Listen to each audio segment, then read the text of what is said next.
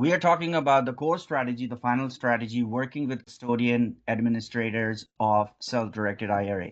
So I'm going to give you a little background of the strategy before I go into the strategy. I also have a case study that I told you about that I will include. So I have that case study, which means the latest custodian that I added, how I did it from the very beginning, subsequent email exchanges and what I did, what they asked for, and all that kind of stuff. So you can see step by step, how these things work. All right. So first, let's understand about the retirement market, right? Obviously, we can do a whole bunch of sessions. I'm not going too deep in it, but I wanted to give you some context. All right. So according to an estimate, approximately 70.7 million households, these are not individual households in the US has some sort of a retirement account. By the end of 2024, retirement assets total over $44 trillion. Of late 2024, and this is just one example, Fidelity is one of the largest. They alone have 16.2 million IRA accounts. Excuse me. The average retirement savings in the US for ages 65 and 74 is over $600,000, while the medium is around $200,000. I'm sure you guys can what particular vehicles are the retirement accounts invested in, right? They are all in the mostly, I would say 99% is in the equity market somehow or the other, mutual funds and all that sort of things. All right. So let's talk about different types of retirement accounts. There might be some additional, but these are the main ones that I would like to just talk about and limit to that. We all know about traditional IRA. These are individual retirement accounts with pre-tax contribution. Roth IRA, the main difference is your contribution are post-tax consequence. You may need to say you're doing contribution after paying taxes. So 401k is for people who are self-employed individuals. 401k are employer-sponsored plans, as you all know. 403b plans are for people who are in public schools and certain nonprofit organizations. 457b plans are for state and local government employees. Thrift Savings Plan, or known as TSP, is for federal employees. And so if you ever was wondering, well, employees and then federal employees, state employees, so the two differences, 457B would be for state and local county level and state level, and federal would be TSP. SEP is self-employed and small businesses plans, and simple plan is for employees of small businesses. Okay, so the question is, and this is as simple as I could make it. I cannot make it any simpler. Can a particular retirement plan be rolled over to self-directed IRA? The ones in green are simple. The answer is simple yes. Again, yes, no, or maybe kind of a thing, right? So the simple answer is IRAs, yes. Roth IRA, yes. Solo 401k, yes. And SEP, yes. Now the orange ones have if. So that I want to go through that. I did talk about the 401k, right? The simple answer is yes if it's an ex-employer, meaning to say you used to work for an employer, you have a 401k, and now you are with a new employer. Whether you have a 401k or not doesn't matter. But you have an old employer with a 401k, the answer is yes. The answer is clear no. If you are with a current employer with a current 401k, you cannot roll that over. I'm talking about rollovers, okay, into self-directed IRA. 403b, you can, but if you are eligible for distribution. And every time I've read this, the eligibility is either you are retiring or you reach the age of when you can make the distribution. So basically that means no, you cannot unless you meet one of those two requirements. Same 557 is if you meet the eligibility. Yes. Same with, excuse me, I still have that cough. Same with TSP, but simple is different. It's simple is if you had the account for more than 2 years, you can do it. If it's not, then you cannot do it. So that's the simple answer. All right. So that's that. Now, what proportion of retirement accounts are held in self-directed accounts in the US? I was surprised by this answer. I'm sure you are. Did you believe that it's between 2 to 5% of the entire plans? That tells you it's like not even a drop in the bucket. This means that SDIRA is owned by a very small portion of the retirement account holders in the United States. And I was wondering why. So I came up with four reasons why. One is historically, they're just less known. Way fewer people know about it. So now the awareness is growing. There is higher responsibility and risk. I don't think this is as important if, let's say, were to make a decision and you're at a stage where you're even considering self-directed IRA, you would actually welcome something like this because SDIRA requires investor to take an active role. I mean, that's why might be even considering this, because the reason why you're getting poor returns and you're not satisfied is because you don't have control. Your custodian is making those investments for you. Number three, limited access and institutional support. So your major organization, like what I mentioned, Fidelity and all that, they just don't offer the SDIRA option because, in my opinion, they can't really charge you the kind of fees they can charge you on equity side, right? Because you're making the decision. You'll say, well, why do I have to pay you? So I don't think it's profitable enough. And finally, there are compliance challenges. SDIRA are subject to very strict IRA rules and stiff penalties if you don't follow those rules. So those are some of the reasons, but again, it's mostly about education, and that's where we come in. So for you, why you should use the SDIRA strategy? Why should be that important part of what you should be doing in terms of raising private capital? Number one, this is the only way an account holder can invest as private money lender with what you're doing right now. So in terms of activity wise, this is the ideal vehicle. Can most retirement accounts be rolled over to SDIRA? I already went through that, so I won't go over that. But your simple answer is just remember the big three ones are IRA, Roth IRA, and solo 401 and 401k. So of these four, yes IRA, yes Roth IRA, yes solo 401k, and 401k only if it's with the ex employer. Is it complicated to roll over eligible retirement accounts? Actually, no, it's a very simple process as long as you know how it's done. And I'm going to go through that. All right. So now we're going to talk about the concept. So here's the way I do it, right? So I'm going to go through that. The concept of working with a custodian is you're not approaching a custodian or an administrator and agreeing to merely become a partner with them. That's the term they use. And yeah, that term sounds like you're like a equal partner. That's not what it means. So you really need to understand what you're getting into. So this term is used by custodian and administrators to describe an investment operator, which is you, primarily to promote them. So yes, you're partnering with them, you're going to use them, but basically you're promoting them. In other words, you're simply their referral partner. So they don't use the word referral, but that's what it is. All right, which means that they want you to refer your existing and future contacts.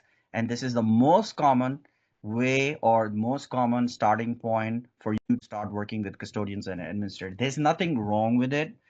That's not how I started. So I want you to understand the difference. So if you approach any custodian, the first thing they'll show, oh yeah, we'd love to work with you. They'll set up an account and everything, and then they'll say, yes, start referring people to us. So you'll wonder, well, how will I get clients? Well, that's not what I'm doing. So do you understand that? Okay. So I'm not using that approach, like I said. So while in some cases it helps to build a starting relationship, for example, let's say you approach a custodian and they're very big, like a couple of $1 billion. I mean, you want your foot in the door. So maybe you want to start with that by saying, okay, let's at least set up some relationship and just explore the options so that it's viable. But that's not what I did. That's not what I propose you do. Or you can do a mix of it. But I'm going to show you exactly what I did. Okay. So instead, what I'm doing is from the very beginning, I never use the word partnership. I always use the word collaborate from the very beginning of my relationship with the custodians and administrator. So when you're collaborating, you're not a smaller player in that collaboration. You are collaborating as an equal partner. And I further clarify that I collaborate in form of educational workshops for their client. All right, so let me repeat that. So we are collaborating, which means we're not just partner by, well, we're not just referring, we're collaborating on projects. And the project is I am providing educational workshop content for their clients. So by providing educational workshop for the custodian and administrator, the benefit to them, this is very important.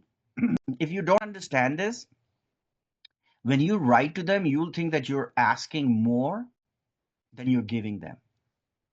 Let me repeat that. If you don't understand this part, you may think your verbiage, even when you talk to them, you sound like you're begging. Again, same thing with any sales pitch, right? If you come across begging, well, guess what? You already lost because the other person can sense it that you're desperate, right? So you do need to understand this part because once you understand this during the conversation, this will come up. So number one, you're educating their clients and clients appreciate the benefit. I cannot tell you how many times clients have told me that when I do these workshop, whichever custodian I'm doing it with, they actually appreciate the custodian to arrange these educational workshops because they're with another custodian and they don't do anything.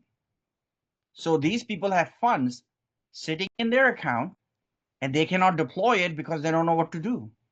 Do you see that? Because the reason why they rolled over to a SDIRA was, oh, I'll make a decision on blah, blah, blah. And then now they don't know what to do. Do you see that? So it is happening.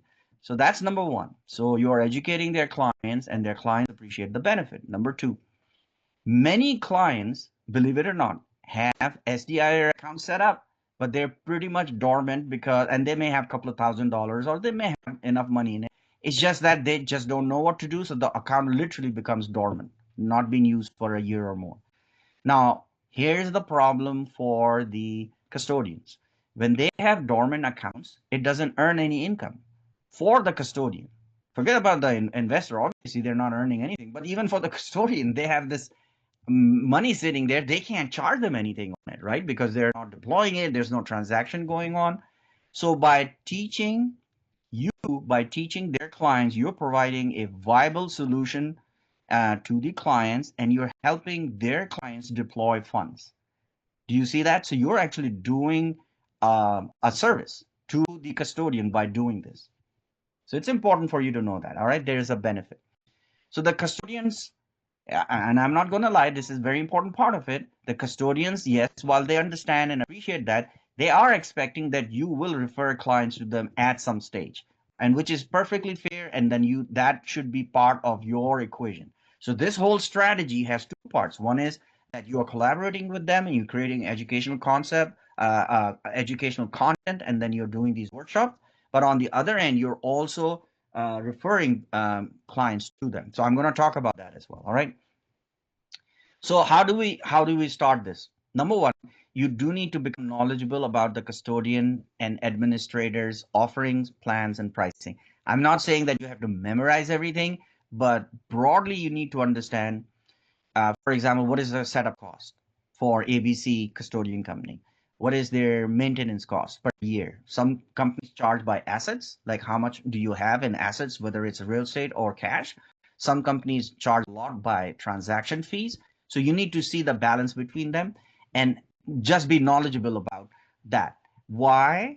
And I'll tell you in a moment. All right. Number two, whenever my contacts and colleagues need assistance, so now this comes, I'm talking about the referral part, right?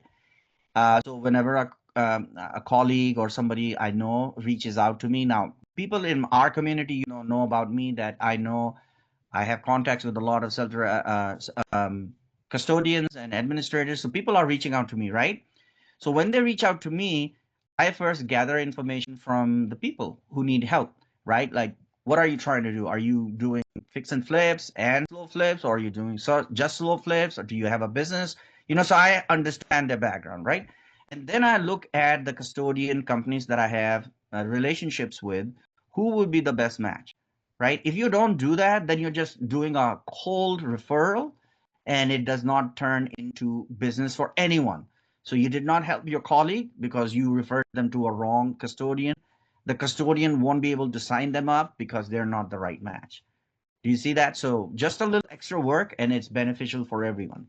So then I carefully match the needs with the best custodian partner. And I did talk about this before. I do a warm introduction of my contact with my custodian or administrator via email. Both parties appreciate my effort when I do it this way. Generally, this type of referral is very strong and has higher conversion, and my contact who gets the SDIRA set up wins. The custodian administrator wins, and I win because I'm in a position to do this. Now, there is one thing you could set up a referral fee system. The custodian will pay you. I purposely have not set that up. Even though they set up the account for me, I don't even bother with it. I never ask for a referral fee or anything because what I want is that relationship. With one of the companies, I can show you that later. I've told you this story many times. I don't want to bore you with this. So the first custodian company that I signed up with was the first person that I spoke to was the CEO of the company, and I didn't know that. It's a smaller company, couple of $100 million. So in custodian sense, they're smaller. And so I know the CEO.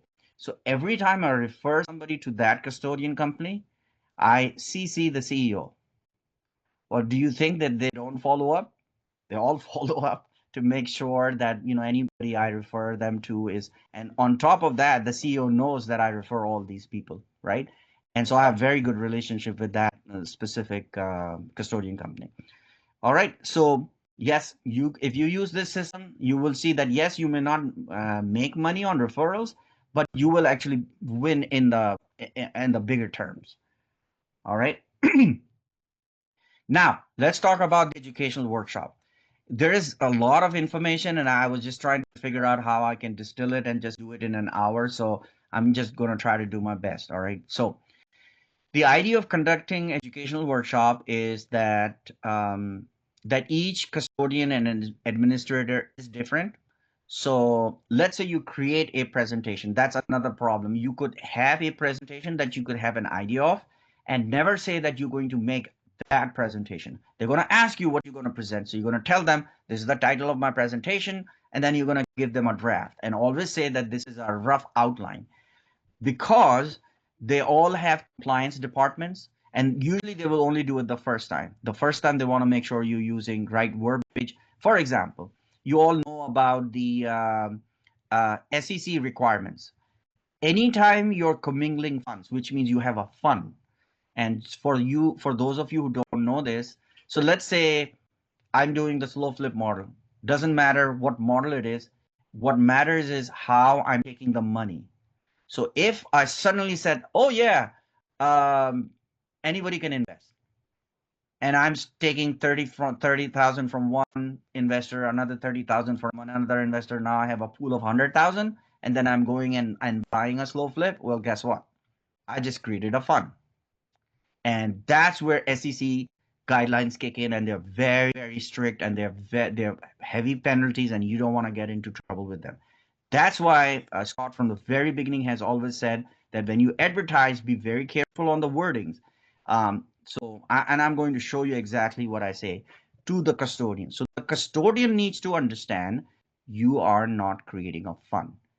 What you're doing is not a fund. So you want to keep repeating that. There's absolutely no confusion, because as soon as a lot of companies that work with them, they actually have funds.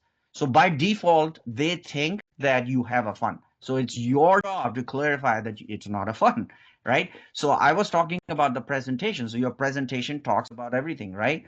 So in your presentation, some of the words that might come up, they're trying to make sure that it's safe, right? In the context of what your offering is. By the way, that's the term custodians use, offering.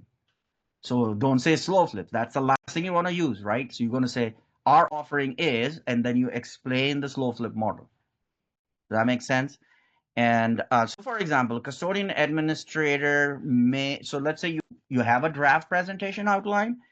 They may allow you to talk about your system generally, while some will say, no, you cannot talk about your system specifically, but you can educate people about private money lending, which is still a good idea, right? You could mention, obviously, they will allow you to have your contact information towards the end, and you can mention that you're the real estate expert in distressed assets. At some point, they'll allow you to have a little bit of input in it, but they may not allow you to go into too much details, right? So what I'm trying to tell you is, don't expect to make one presentation and be able to use it with all custodians. That doesn't mean you have to create completely new custodian presentation. What that means is that you might have an ideal presentation. You may need to subtract information or slides from the existing one based on the compliance requirements from a custodian. It sounds complicated, but it's not, all right? All right, so I'm very visual, as you know that, so I'll try to put this in that terms. Conducting educational workshops, collaborating with custodians. So you are the operator. I use the word operator because that's who you are as a business. You're operating a business. You have the custodian in the middle, and they have their clients, which are on the other side, right? So your two collaboration will allow you to participate in custodian administrator sponsored event. This is important. These are not events that you're doing. These are their events. They have their own logo on it. It's their marketing, right? So true collaboration, if it's a true collaboration, they will allow you access to their clients through this specific collaboration effort. And what are those things? It obviously, in my case, is the live webinar, but they also have podcasts. Some of them, most of them do email blast. And so think about it. Some of these custodians are very big. They have 40, 50,000 people on their database. So when they have you booked for a live webinar, they're going to blast out that information to the entire database, right? Same with blogs. I've actually written blogs for custodians. Again, the theme is the same. They'll only let you write if the content is purely educational. So I've written, there's actually, it's a link on my website. You can see it's titled the Midwest Gold Mine. And I talked about basically the opportunity of the Midwest in terms of distressed assets. And I talk about in terms of economics, why it's an opportunity and all that. And again, this is all placing you as an expert in the subject matter. Does that make sense? Without using the word slow flip, you're describing what you're doing and you are the expert in that. All right. So some custodians and administrators provide educational content to their clients via different media. So like I said, these are different ways. And if you're collaborating with them, you may have access to all of these. All right. So this is what I'm doing. All right. So now I'm describing this to you. So number one, the custodian administrator is hosting the event. We are doing a live webinar. Oh, by the way, let me also clarify this. Some custodians like to do recorded webinars, which I hate. And the fun story is the very first webinar I did, that company always did recordings. And you know why they did recording? Why do people do recordings? Because it's safe. Because it's not scary, right? I mean, oh, somebody will ask me a question, what will I do? Oh my God. So they do recordings and they tell me, and you know what? If you ever seen some of these, they are terrible because you don't know who you're talking to. It's a recording. Your tone is monotonous. They're terrible. So I told the lady who was doing this, she now works for me. I told you, right? She's helping me now market to the other custodians. And so she said, oh yeah, just send me your recording and we'll play it and all that. I said, well, is there a way we can do this live? She thought about it and she said, are you sure you want to do it live? I said, yeah, absolutely. And she said, well, what about question and answer? I said, we can take them live. So the very first one I did, the event was maybe 30 minutes, less than 30 minutes, but we stayed there for another 30 minutes just answering questions. And that part was so exciting because it was people, curious about the model and they were asking questions and they were also getting really excited. So I'm just letting you know that some administrator might actually do recorded version, but the live version is what you want to do, right? Or as long as you can tell them that you're able to do it, they may be open to these ideas.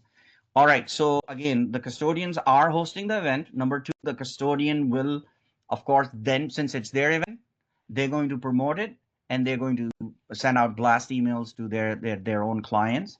and then you also have to do your part. So I like whenever I do a workshop, I post it on my LinkedIn. I have a Facebook page as well for Dream Prime Homes. I would put it there. I also have bigger pockets. I would put there if they allow me to put it in certain areas. They allow you to do that. So in other words, you also have to promote it. All right. I've actually promoted, and I've had people show up to a presentation and they were not with any of the custodian companies. So sometimes you wonder, well, how did they find out? It's because of this other advertisement that they find out about it and they show up. How to find custodian administrators. So you will have a recording of this. This is just one list. And I'm going to tell you, this is really strange. Nobody really knows exactly how many custodians or administrators there are in the US. If you actually Google this, you will get kind of a mixed answers. And I was just like mind boggled why. So I don't know. So, but over a couple of years, this is the list I've come up with. I'm still adding to the list. And what happens is sometimes companies merge, so their name changes, or sometimes they become inactive. So that does happen. I'm just letting you know. As of now, these are the companies that I found. So you'll have a starting point. Okay. Every time my approach is the same. I don't call them. I don't pick up the phone and call them. I do email, but when I write an email, I do research. So even though it's a cold email, but it's research. If you notice, the first thing in this email is I know the person. I mean, I don't know the person, but I know that there is a person who deals with either marketing or their online events. That is a little research you can do very easy. The easiest thing is, let's say you're sending it to, I forgot what this, yeah, this is Madison Trust Company. The only reason I even send them this is the first thing I do is I go to their website. If you go to their website and you go through the tabs, you don't have to go into more detail. You're looking for, do they have any educational content, right? And some companies, the ones who do workshops, webinars, and stuff like, they'll have recordings of those, right? So that tells you what they do that. One. Number two, if you watch any one of those, you'll find out who the host is. Do you see what I'm saying? And even if you don't have that host's direct email address, even if you send the email to the main email with the host name, it might turn up with the right person. Again, we may or may not know that. Sometimes the host has their own email at the end of the webinar. So you can just copy that email, right? But my template is the same. Subject matter should be very clear. You want to be a webinar guest. You want to ensure that you research the company that does educational content. You want to list your track record if you have any experience teaching any educational content. And then you very briefly describe your model. Don't go into that monologue, details of this, we do this. No, 3 lines. I explained everything in 3 lines. And number 3, tell them what you're looking for. I mean, just don't leave it like kind of broad, or I'll just email him and then we'll see what happens. No, tell them you are looking to be a guest on a Madison Trust Company's webinar to talk about opportunities in distressed single family home in the Midwest. Very specific. You see that? And then I have my company offering and profile, which you will have access to, so you'll know. So as a starting point for them to see who you are, instead of going into details, they can actually in one email look at everything that they need to. All right.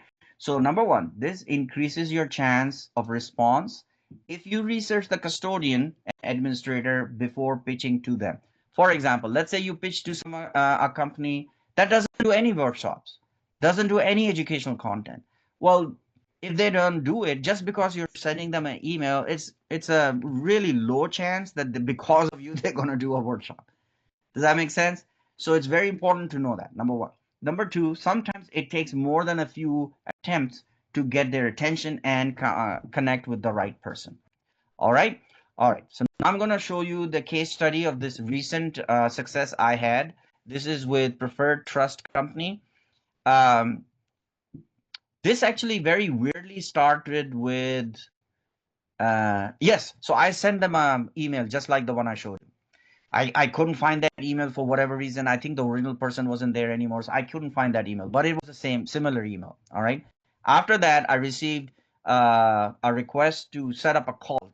Now it depends on what they want, right? In this case, she wanted to have a phone call with me, so she set up a call. So your so next step varies. Some people may want email communication, but she wanted a call. So to increase your chance, so again, so that's what happened. Step one, it started with a call. The call went well, and it was followed up by an email. Now, this email had a lot of information, so I'm going to break it down. So she said, next steps for establishing our partnership. She explained, I'm going to read it for you. Unfortunately, this is how it is. They did require a lot of information. So this is all part of compliance, all right? We will need your company structure behind the investment to hold custody of the investment in an IRA. For example, suppose your company is formed as a LLC. In that case, you will provide a copy of your IRS issued tax ID letter. That's yeah, and then W-9 articles of organization executed operating agreement. If your company is structured as a private C corp, you would need to provide an IRS issued tax letter. Same thing. Uh, uh, Tax information, W-9, articles of incorporation and bylaws. So basically your LLC docs, so you should have your legal doc folder somewhere on your computer where you put all your LLC docs. That's what they're asking. And then they asked to complete a questionnaire. So I'm going to show you the questionnaire. This was the questionnaire. It's their onboarding questionnaire. Everybody might have different one. I'm just telling you what they did. So in this questionnaire, you had the basic information about the company. They did have a section where you could describe briefly your business model. Again, don't use the word slow flip. Describe what the slow flip model is. Section 3 is due diligence questions. They ask specifically things like, is your company in good standing? There's actually a certificate that you have to send to them, but you only have to do it once. Once you have the certificate, you can reuse it. And section 4, they ask some additional questions. This is interesting. Let me tell you this. They asked me, how many clients do I have? And they asked me, how many new clients do I generate every month? You know what I answered? I said, prefer not to disclose, right? So you can do that also. So that's two benefits. Number one, you don't have to tell them how big or small you are. That's none of their business. And also many private companies don't disclose that information. So you don't have to. All right. So then I sent that email with all the information they requested. So the company partnership, so the onboarding document that I just showed you, I completed it. That is attached. Number 2, investment documentation for the custodian. So this was, I call it profile and offering.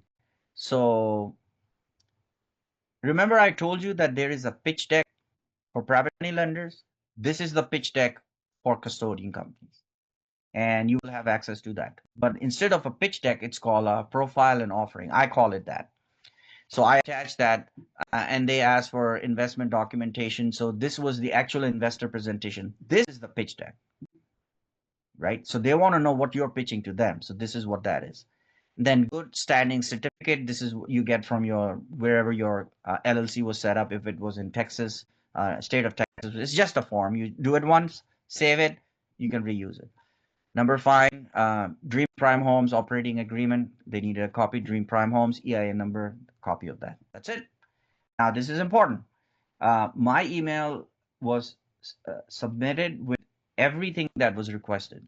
Never submit partial list of document because it makes it harder for them to evaluate. Because if you send 2 documents out of 5, well, they're not going to look at your response. Then you're going to send the other 2. Well, they're not going to go back and look for the first email.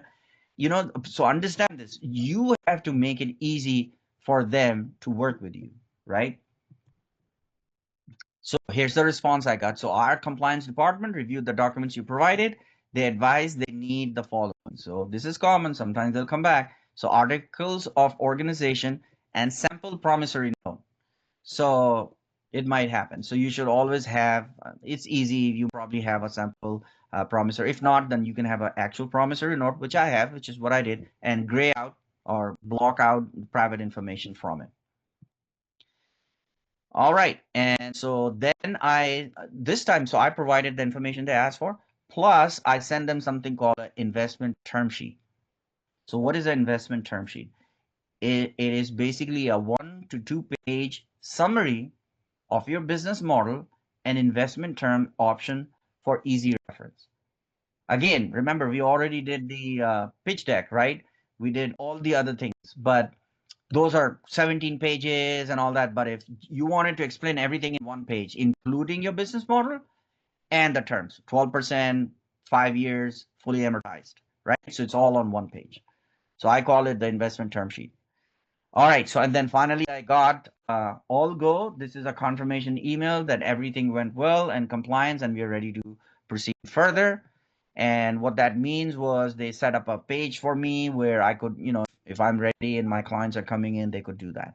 Now we are at a stage where we are talking about marketing, what we're going to be doing going forward. Does that make sense?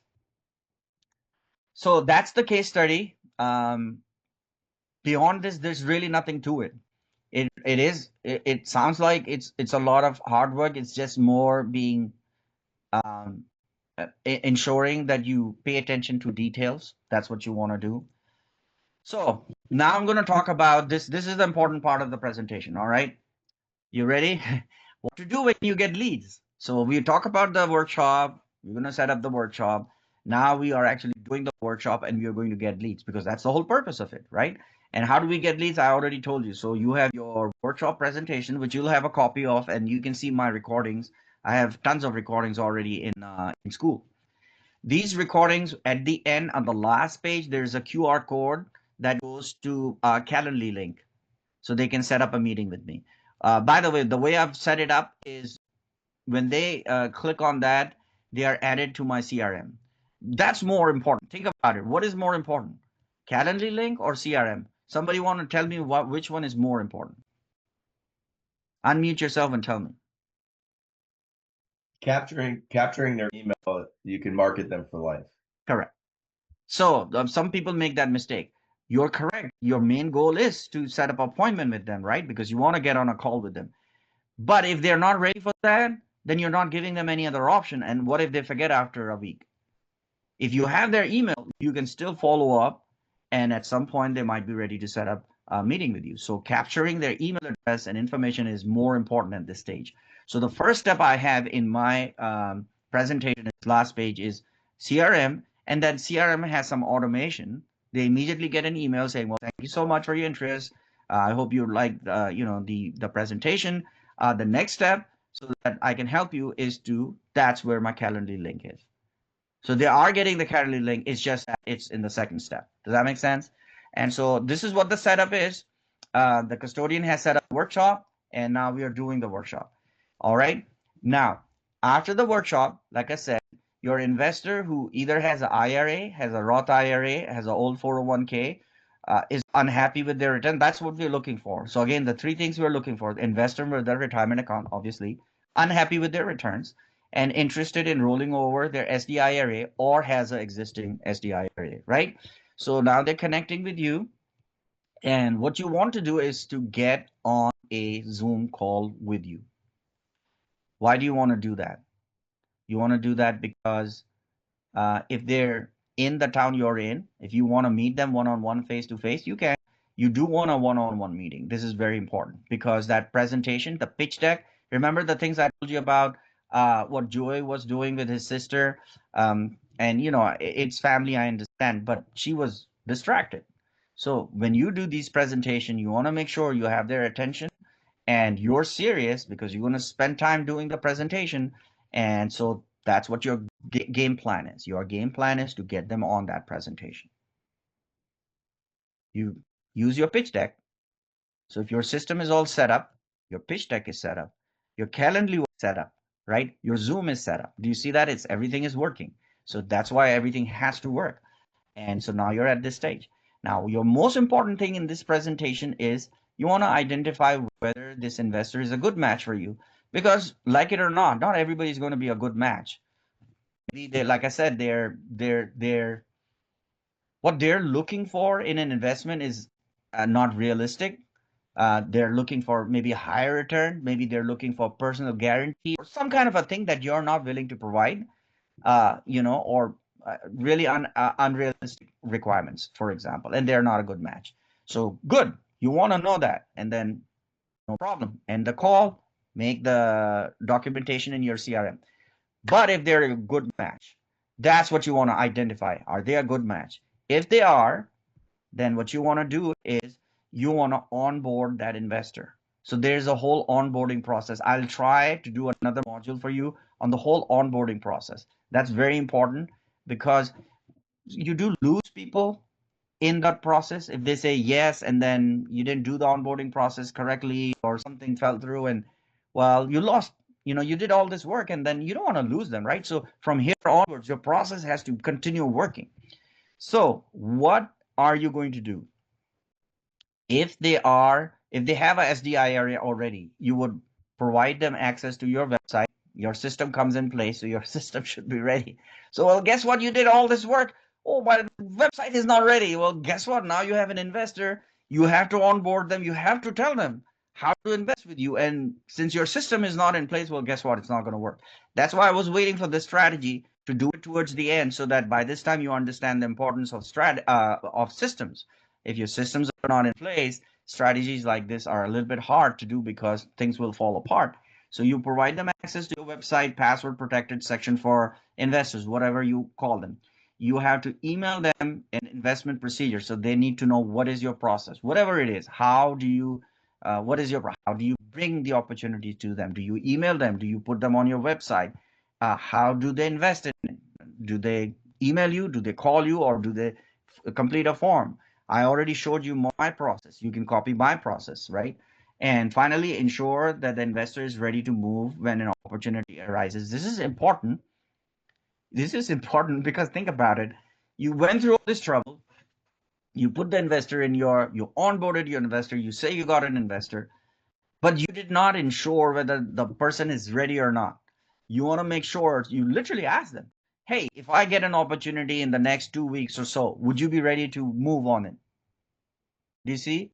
You want to put it out there so you get a verbal confirmation. Remember, this is not a hard commit, but if this is your investor in your ecosystem, the chances of hard commits are a lot easier. Okay, so this is not just a random investor now. And I've showed you how I'll go into more details on onboarding, like I said. Option two, they do not have a SDIRA. So what do you have to do? Number one, you will gather their retirement account information. Notice what I said, retirement account. So you got to figure out what do they have right now.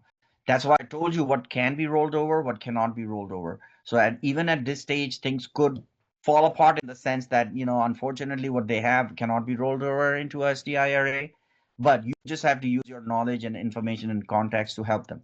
Number two, let's say they do have something that can be rolled over, connect them with the custodian administrator that you have some kind of relationship, even if it's just one, don't worry about it, use them. Ensure that the SDIR is set up, and then onboard as listed above, which is again, provide them access to the website, tell them what your investment procedure is so that they're ready to move on. Does that make sense?